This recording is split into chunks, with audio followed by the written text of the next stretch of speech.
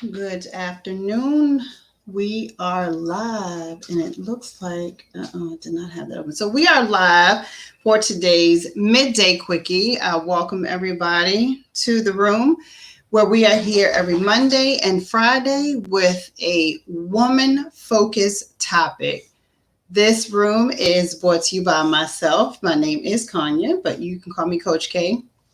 I am a life coach and certified sexologist dedicated to working with women to help them understand and acknowledge their value, their worth, as well as set those personal boundaries. And I do this through self-love, accountability, and truly helping you to own your sexuality with the understanding that when we own our sexuality as women, we truly show up differently in the world.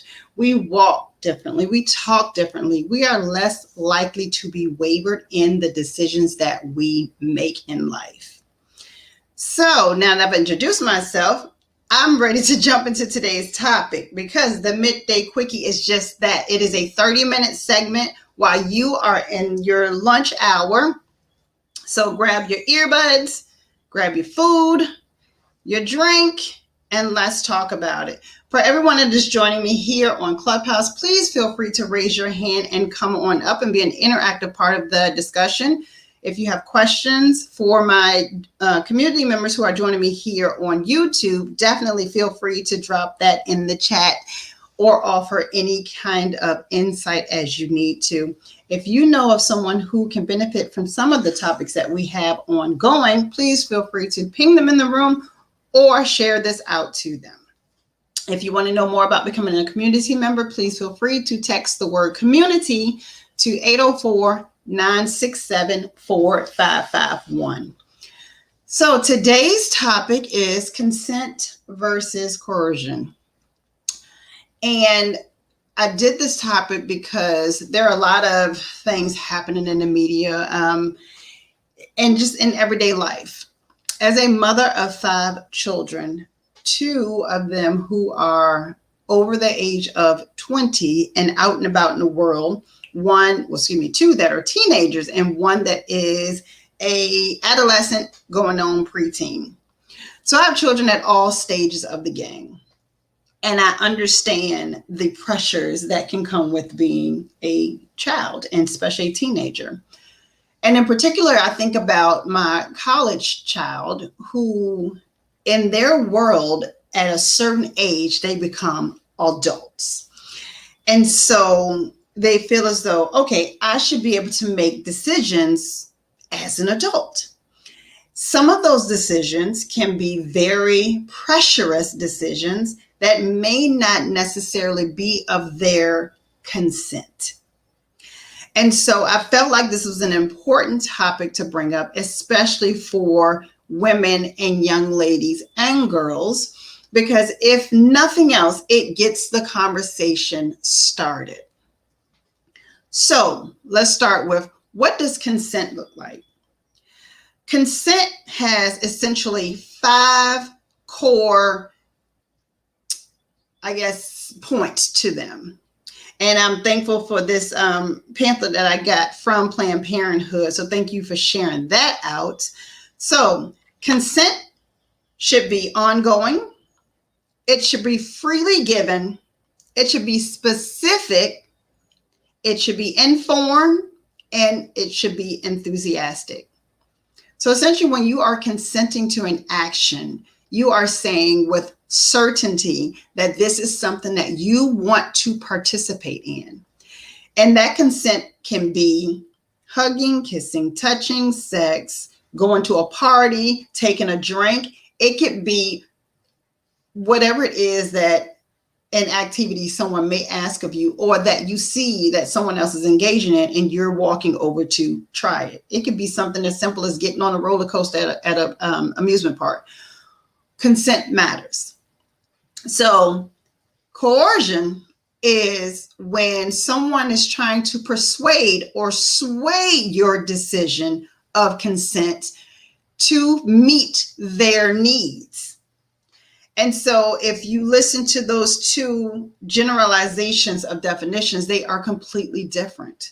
One is a solid, this is what I do want to do. The other is someone has persuaded me to change my answer to this thing that is being done.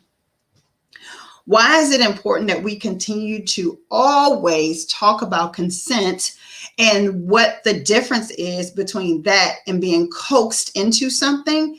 Is because every single day of our lives, we are faced with the decision of yes or no.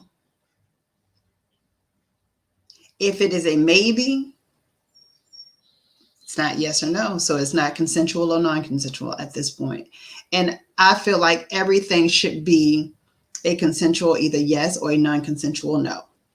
So let's talk about what, like those 5 pillars that I just named off. Ongoing. So anyone has the right to change their mind about what they're interested in doing at any time. So what does that look like, ladies? That looks like if you have said, yes, I want to go out on a date with you. You're out on a date and you said, yes, I'll give you full permission to hold my hand. And now you guys are holding hands, and your partner decides to maybe put their hand on your thigh. Well, you feel a little bit uncomfortable at this point. And so you say, you know what? Maybe it's best that we sit across from each other in this restaurant because I'm a little bit uncomfortable. At that moment, you have just halted your consent to be touched by this other person. And so while you started it as a yes, I am okay to be touched by you, you exercise your right to say, I no longer give you consent to touch me. So consent needs to be ongoing throughout whatever process it is that you're engaged in. Consent should also be freely given. That means saying yes without any type of pressure or manipulation. That means that if you were asked, hey, you want to take this drink? And you're like, I have to drive home. I'm not really sure if I should. And the other party says, oh, it's just one drink. How much can it hurt? Just take a sip. And then feeling a little bit of anxiety and pressure, you take a sip. You didn't give your full and free consent. And these are really things to think about. That decision should be freely given of your own will, period. If now you take this sip, you did not want to, now you feel the continued pressure to continue to sip on something or drink something that you know full well you would not feel comfortable doing because, like you said, you have to drive home. So consent should be specific. Saying yes to one act, i.e., when I talked about the holding hand, doesn't mean you've said yes to any additional acts, i.e., the hand on the thigh. So we, as women especially, we have to learn to be very clear about what it is that we are given the green light for someone else to do with and to us.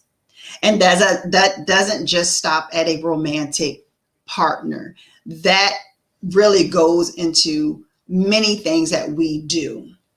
As women, we almost always feel that if we said, yeah, sure, this is what I'll do. Like, I'll give an example at work, something totally off the romantic scale. If you're at work and your boss says, hey, I want to know if you'll stay late 15 minutes to help with XYZ.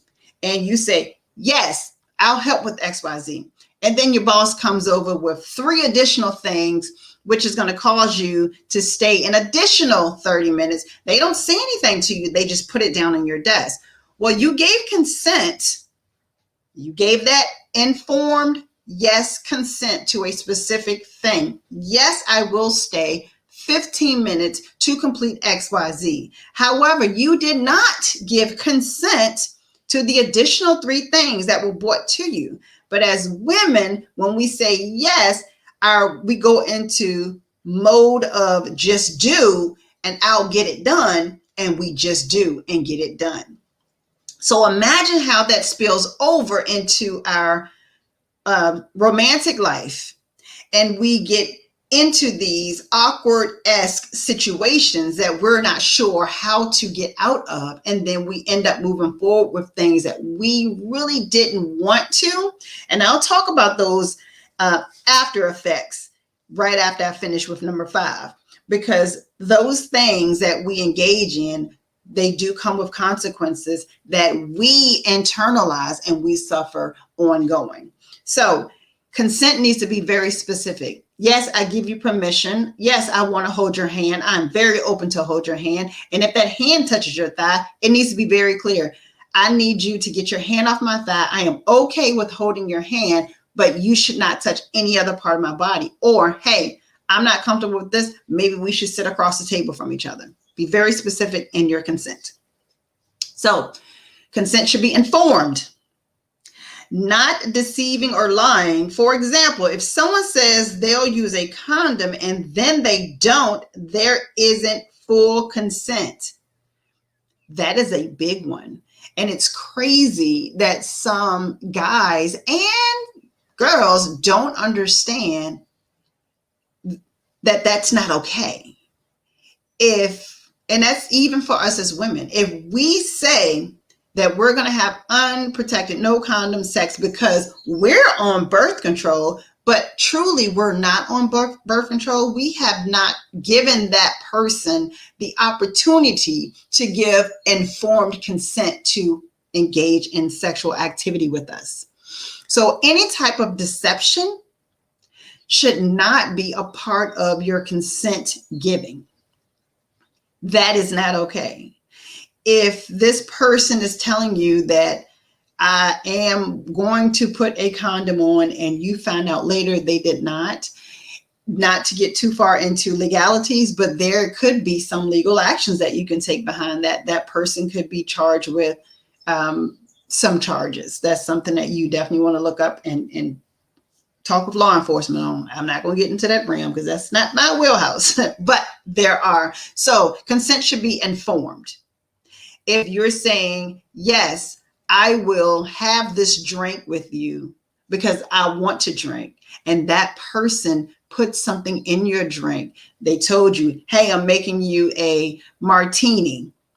This martini has vodka and whatever else martinis have in it. But then you found out later that they added a shot of something else. You were not given the opportunity to give an informed consent to that drink. So you want to always have informed consent. That comes with asking questions. That comes with you communicating, ladies, what it is that you're getting into. Ask the questions. It's okay. If someone doesn't want to answer you, then don't move forward in whatever action it is, period. And then consent should be enthusiastic. It's about wanting to do something, not feeling like you have to or should do something. So if you think about it, okay, we're all out. Bunch of girlfriends, we're all out. And it's 4 of us. And we see these nice looking guys. It's 4 of them. And so y'all dancing all night long, having fun. And 3 of your girlfriends say, ooh, I want to bring them back to the hotel. Now, mind you, you all are staying in the same room. And you're like, that doesn't sound like a good idea. And then, come on, girl, we only out here for the weekend. It's going to be fun. They look like they're really nice. Da-da-da. Let's do that. You know how girlfriends do. And you're like, I really don't think that's a good idea. And then eventually you say, okay, whatever. They all can come back to the room. You were not enthusiastic. You were coerced into that, yes, they should come back to the room. So you did not give full consent to additional people coming back into your space. And the pressure that we feel from even our good girlfriends is so great that it will cause us to do things that we otherwise would not want to do. And it's scary that we have that in us as women, that we can easily be swayed. Just like what I talked about earlier when I introduced myself. And I talked about when you truly own yourself, when you truly own your sexuality, when you truly have built yourself to a place of it's me first because I love me first, you are definitely less likely to be swayed out of informed decisions that you make on any aspect. So there are many ways that you can give or take away consent. So when you're saying someone does not have consent to do XYZ, some of the verbal would be saying no, saying stop. When I said, hey, I would prefer you not to touch my leg, or I want you to sit across from the table, saying this is not something that I want to do. Leaving the words think, maybe, could out of your vocabulary when you are declining consent is going to be extremely important, period. Because it doesn't leave any type of gap or uncertainty when it comes to someone understanding when you said, no, stop, I do not want to, I am not interested in, please don't. So some of the nonverbal cues that you can give when you are not giving consent would be pushing someone away, walking away from them, shaking your head no, mouthing the word no, turning your back to them. I wouldn't go so far as kicking them, but depending on kind of what it is, you could. You want to be careful when you're striking other people, but if they're attacking you, absolutely go for it. So earlier I talked about when we do not give that full consent of yes, and we're coerced into a decision of yes. And notice I didn't say consent, I said decision of yes. It can leave us in a state of uncertainty within ourselves. And when that happens, these are some of the results of emotions that we as women will go through when we're coaxed or swayed or coerced into a decision that we do not fully consent to. We start to feel guilty. We start to feel regret. We can go into a state of depression or feeling down, the blues. And we also start to feel shame. And if we think about just those four, because that's not an inclusive list at all, how early does that start for us as little girls and women? That can start as early as elementary school, when Susie Q convinced you that you should lift up your shirt so that little Bobby can see you. And you knew you really didn't want to, but as an elementary school person, you're like, I'm just going to, you're kind of going with the flow. You were coaxed into a decision. And I'm pretty sure, as a side note, I'm pretty sure it's because, unfortunately, there are a lot of parents that will not have this consent discussion with their children. It is so important to have age-appropriate sex, consent, conversation, sexuality, and age-appropriate conversations with your children because of that little scenario I just named. Having a consent conversation with your age-appropriate 5-year-old, 6-year-old, 7-year-old, 8-year-old, 9-year-old, 10-year-old will help them to understand that it is okay to tell their little friend Susie Q, no, I'm not lifting up my shirt. No. And be okay with it, versus you're now looking at an 8-year-old who's trying to make an informed decision, they're not mature enough to do that.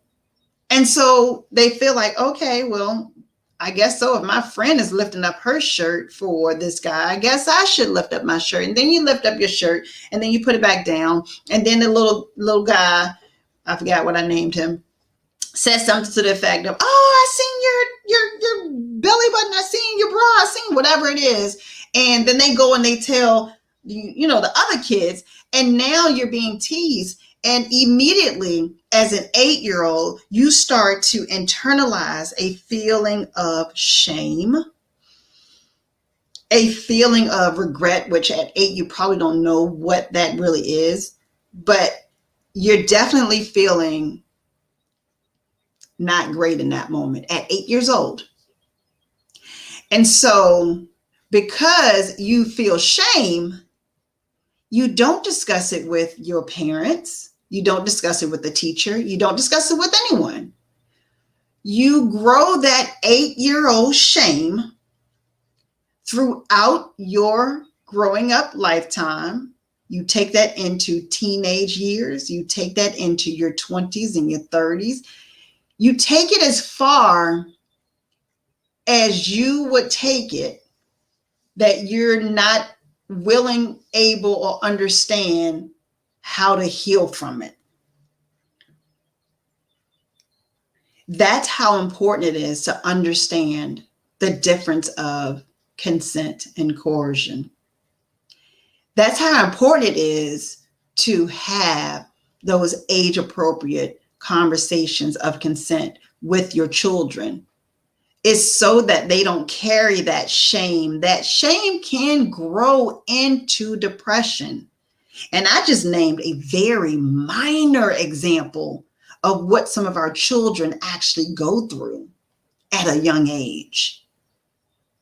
You think of middle school, when your friend or this guy has convinced you that it's okay for him to grab your butt in the hallway. And you don't jump away, you kind of flinch a little bit, and you probably, as a teenager, you do that nervous laugh. And so that nervous laugh to that guy looks like, oh, okay, well, she's down with this. And so they start talking to you, look good. Maybe me and you should hook up and meet in the auditorium when no one's in there. I just want to talk to you. And so you're in there talking, and this guy who, grabbed your butt in the hallway, now he kisses you. Well, he didn't ask for consent. You didn't give consent. But in this moment, there's an action happening. And if you're unsure of how to stop this because you didn't give consent, you then are essentially coaxed into participating in that activity. So now you're kissing them back. And so in that person's mind, oh, I have permission to do this because you're kissing me back, right? And this is where that slippery slope comes in. And so now they are taking their hands and they're starting to touch on your body. And while you're completely uncomfortable and you're flinching up, you don't push them away. You don't say no, but you also haven't given consent to move forward. But the non-stopping of that is the coercion of pushing you to move forward with further actions. And so it is very important that we have a very fine line. There should never be a gray area when it comes to consent versus coercion. If you have engaged in an activity that at the end you feel shame, regret, you feel down, depressed, you feel guilt behind it, I challenge you to think back on how that activity came to pass. Were you even asked if it was an activity you wanted to participate in? Or did the action just begin and you didn't know how to stop it? Should you even feel shameful for this thing? There are many, many, many situations that we as women, we get into, and we're just unsure of how to completely say yes or no, or we say yes with hesitance because we're given, hey, just go ahead and do it, and you move forward. And I think about myself at a young age and how I ended up as a 20-year-old with two children under the age of 2, living in Section 8 housing. That wasn't my life, but I didn't understand or know or was even remotely taught how to stand up for myself and decline consent.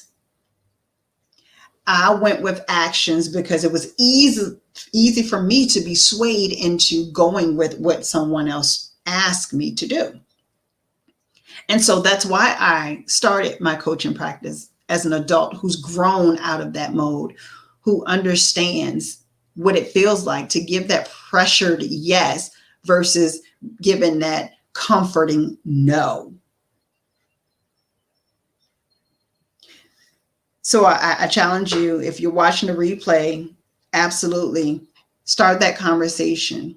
If this is something that you are still sitting in, that you're living with, and you want to understand, how do I build myself to the point where I am okay with giving my firm yes or my firm no without the aftermath of guilt, shame, feeling blue, or regret.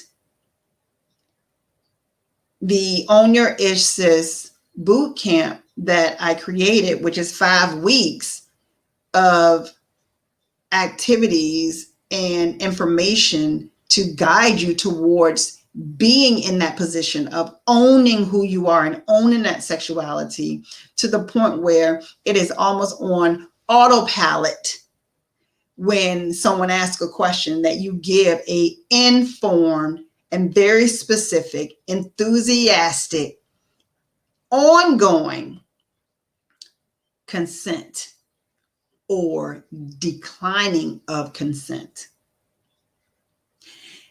All of this, again, it's bigger than just in a sexual setting. It is in everything in your life. And when you understand how much sexuality truly plays a part in every aspect of your life, then you'll understand why I really am an advocate for women owning that sexuality, because it matters.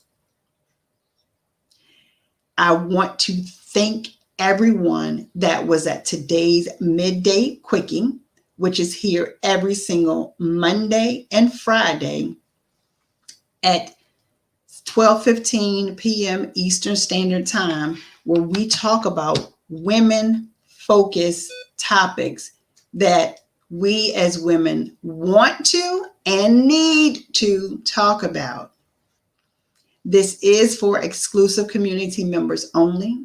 So if you're not already a part of that community, again, text the word community to 804-967-4551 so you can get not just the verbal, but the visual, because we will have a lot of how-to instructionals and special guests coming up. I'm really excited about that.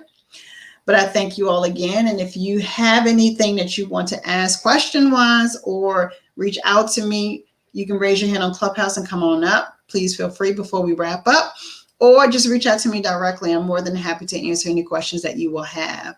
I thank you again. We will not be here this coming Monday for the Midday Quickie because there will be a social media like a pro course that I will be teaching. If you're interested in learning how to cut your social media promotions time by up to half, let me know and I'll send you the link so you can get signed up. It is 1 day, 2 times, 3 hours. And at the end of that 3 hours, you will have a full month's worth of content. So I will see you back here on Tuesday for the OPP vibe discussion. You exude what you attract. Other than that, I will see you on Friday, where we will have pelvic floor specialist Bridget here letting us know about pelvic floor therapy and the importance of it. You all enjoy the rest of your day at work. Thank you for being here, and I'll see you next week. Bye, everybody.